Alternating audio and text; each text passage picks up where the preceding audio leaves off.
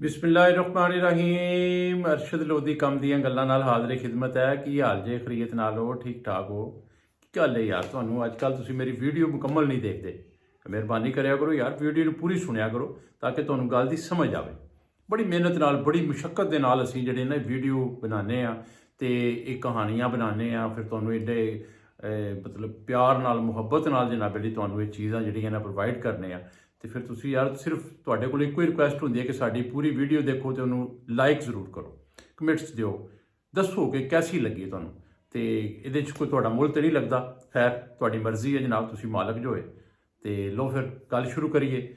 ਅੱਜ ਇੱਕ ਦੋ ਦੋਸਤਾਂ ਦੀ ਬਹੁਤ ਪਿਆਰੀ ਜੀ ਮੈਂ ਤੁਹਾਨੂੰ ਗੱਲ ਸੁਣਾਉਣ ਲੱਗਾ ਤੇ ਉਹਦੇ ਵਿੱਚ ਸੁਣ ਕੇ ਤੁਹਾਨੂੰ ਕਮ ਅਜ਼ ਕਮ ਇਹ ਸਮਝ ਆ ਜਾਏਗੀ ਕਿ ਦੋਸਤ ਬਣਾਉਣ ਲੱਗਿਆਂ ਕਿਹੜੀ ਕਿਹੜੀ ਗੱਲਾਂ ਦਾ ਇਹਤਿਆਤ ਕਰਨੀ ਪੈਂਦੀ ਹੈ।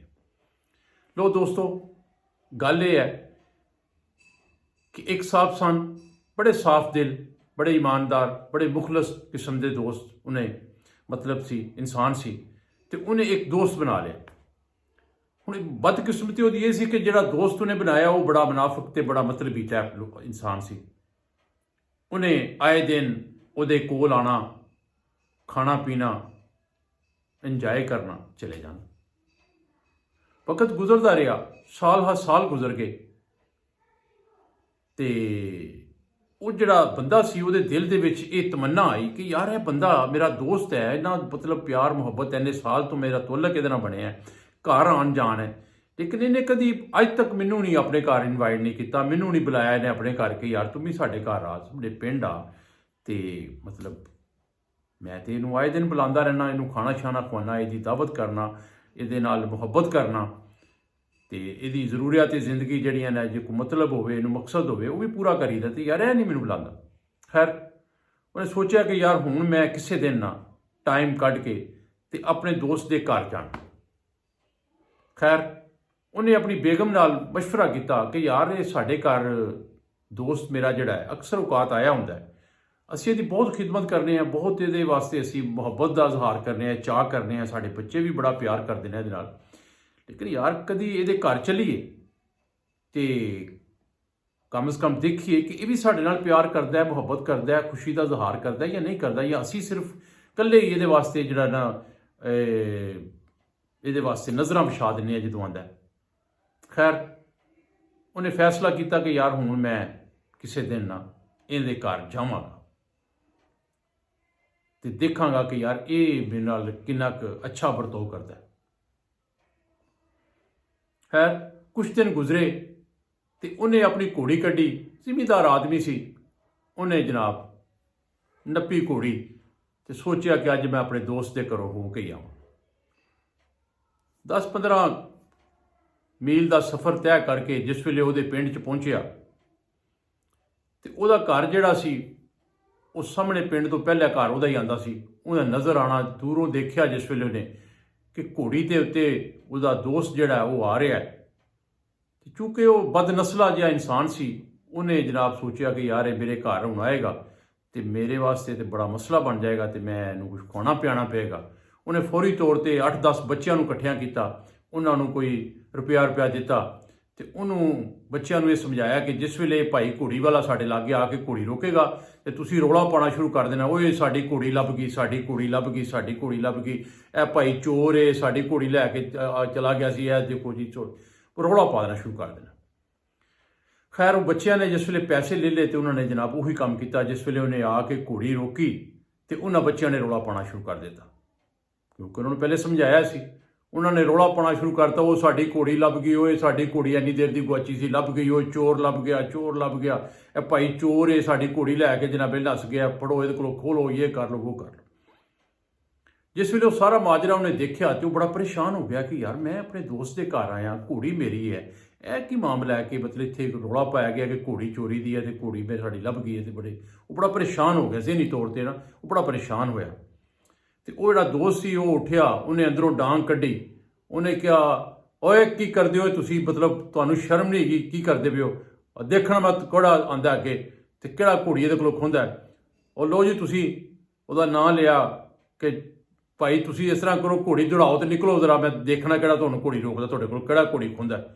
ਉਹਨੇ ਘੋੜੀ ਦੌੜਾਈ ਤੇ ਉਹ ਨਿਕਲਿਆ ਤੇ ਉਹ ਆਪਣੇ ਪਿੰਡ ਆ ਗਿਆ ਤੇ ਉਹਨੇ ਜਨਾਬੇ ਲਈ ਉਹ 5-10 ਰੁਪਏ ਜਿਹੜੇ ਬੱਚਿਆਂ ਨੂੰ ਦਿੱਤੇ ਸਨ ਉਹਦੇ 'ਚ ਦੋਸਤ ਕੋਲੋਂ ਜਾਨ ਛਡਾ ਲਈ ਕਿ ਉਹਨੂੰ ਖਾਣਾ ਪਿਆਣਾ ਕੁਛ ਨਾ ਪਵੇ। ਜਿਸ ਵੇਲੇ ਉਹ ਘਰ ਆਇਆ ਤੇ ਬੜਾ ਪਰੇਸ਼ਾਨ ਤੇ ਘਬਰਾਇਆ ਹੋਇਆ ਸੀ। ਉਹਦੀ ਬੇਗਮ ਨੇ ਪੁੱਛਿਆ ਕਿ ਖੈਰ ਏ, ਤੂੰ ਅੱਜ ਬੜਾ ਪਰੇਸ਼ਾਨ ਹੈ, ਬੜਾ ਟੈਨਸ਼ਨ 'ਚ ਲੱਗ ਰਿਹਾ। ਉਹਨੇ ਕਿਹਾ ਯਾਰ ਮੈਂ ਬੜਾ ਪਰੇਸ਼ਾਨ ਇਸ ਗੱਲ ਤੋਂ ਹਾਂ ਕਿ ਮੈਂ ਆਪਣੇ ਦੋਸਤ ਦੇ ਘਰ ਗਿਆ ਅੱਜ।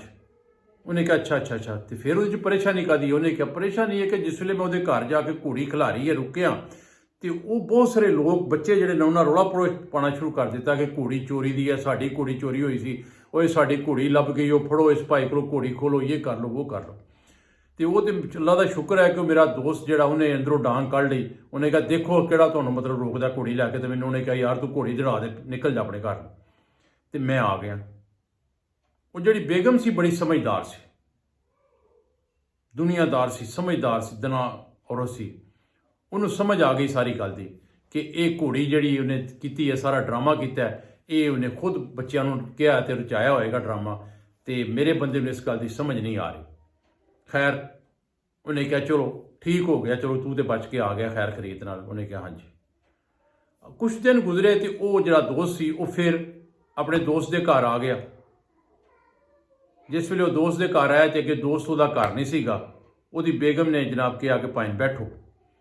ਉਹ ਬੈਠੀ ਤੇ ਉਹਨੇ ਤਵਾ ਫੜਿਆ ਤੇ ਤਵਾ ਲੈ ਕੇ ਤੇ ਇੱਕ ਜਨਾਬ ਉਹ ਜਿਹੜਾ ਸੀ ਰੋਟੀਆਂ ਵੇਲਣ ਵਾਲਾ ਵੇਲਣਾ ਉਹਨੂੰ ਫੜਿਆ ਤੇ ਉਹਨੂੰ ਧੋਣਾ ਸ਼ੁਰੂ ਕਰਤਾ, ਸਾਫ਼ ਕਰਨਾ ਸ਼ੁਰੂ ਕਰ ਦਿੱਤਾ।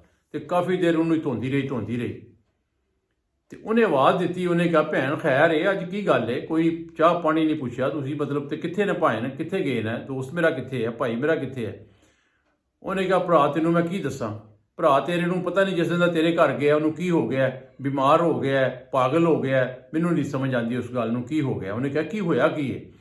ਉਹਨੇ ਕਿਹਾ ਹੋਣਾ ਕੀ ਹੈ, ਜਿਹੜਾ ਵੀ ਮਹਿਮਾਨ ਘਰ ਆਉਂਦਾ ਉਹਨੂੰ ਇਹ ਤਵਾ ਫੜ ਕੇ ਉਹਦੇ ਨਾਲ ਉਹਦਾ ਮੂੰਹ ਕਾਲਾ ਕਰ ਦਿੰਦਾ ਹੱਥ ਮਾਰ ਕੇ, ਤੇ ਇਹ ਜਿਹੜਾ ਵੇਲਣਾ ਮਾਰ ਕੇ ਤੇ ਉਹਦਾ ਸਿਰ ਪਾੜ ਦਿੰਦਾ, ਉਹਦੀ ਧੌਣ ਤੋੜ ਦਿੰਦਾ। ਤੇ ਬੜਾ ਮੈਂ ਪਰੇਸ਼ਾਨ ਹਾਂ ਤੇ ਮੈਂ ਇਸੇ ਵਾਸਤੇ ਧੋਣੀ ਪਈ ਹਾਂ ਕਿ ਮਤਲਬ ਤਾਂ ਕਿ ਇਹਦੇ ਨਾਲ ਕਾਲੀ ਸਿਆਹੀ ਨਾ ਰਵੇ, ਕਿ ਤੇਰਾ ਵੀ ਮੂੰਹ ਕਾਲਾ ਨਾ ਕਰ ਦੇ। ਤੇ ਇਹ ਵੇਲਣਾ ਵੀ ਮੈਂ ਧੋਣੀ ਪਈ ਹਾਂ ਕਿ ਜਨਾਬ ਲਈ ਉਹ ਜੇ ਤੈਨੂੰ ਕੁੱਟੇ ਤੈਨੂੰ ਮਾਰੇ ਤੇ ਕਮ ਸੇ ਕਮ ਇਹ ਸਾਫ਼ ਤੇ ਹੋਵੇ। ਉਹਨੇ ਕਿਹਾ ਅੱਛਾ ਇਹ ਮਸਲਾ ਹੈ। ਉਹਨੇ ਫੌਰੀ ਤੌਰ ਤੇ ਜਨਾਬ ਉੱਠਿਆ, ਘੋੜੀ ਦੜਾਈ ਤੇ ਪਿੰਡੋਂ ਬਾਹਰ ਨਿਕਲਣਾ ਸ਼ੁਰੂ ਕਰਤਾ। ਉਧਰੋਂ ਉਹ ਜਿਹੜਾ ਘਰ ਦਾ ਮਾਲਕ ਸੀ, ਉਹ ਬੀਬੀ ਦਾ ਬੰਦਾ, ਉਹ ਆ ਗਿਆ। ਉਹਨੇ ਕਿਹਾ ਖੈਰ ਕੀ ਹੋਇਆ? ਉਹਨੇ ਕਿਹਾ ਬੇਲਚਾ ਧੋਈ ਜਾਨੀ। ਉਹਨੇ ਕਿਹਾ ਯਾਰ ਧੋਣਾ ਕੀ ਸੀ, ਮੈਂ ਉਹ ਤੇਰਾ ਦੋਸਤ ਆਇਆ ਸੀ।